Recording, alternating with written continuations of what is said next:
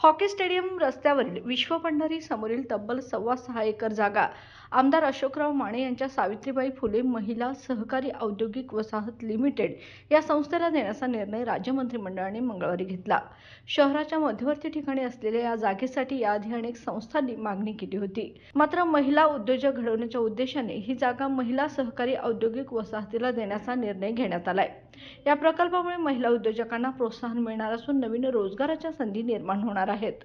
शासकीय जमीन जाहीर लिलावाशिवाय रेडी रेकनरनुसार ठरलेली रक्कम आकारून भोगवटा दर वर्ग 2 म्हणून संस्थेला देण्यात येणार आहे।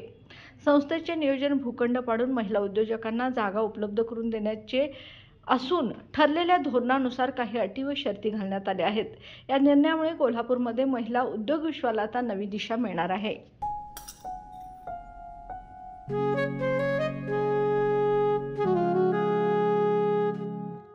बाबा, आज येताना बासुंदी घेऊन या ना। अगं, कालच आपण आईचा वाढदिवस होता म्हणून आणली होती ना। ऐकलं, गोकुळची बासुंदी पुन्हा खावीशी वाटतेय। खरं सांगू, मलाही खावीशी वाटतेय। पुन्हा पुन्हा खावीशी वाटणारी गोकुळ बासुंदी।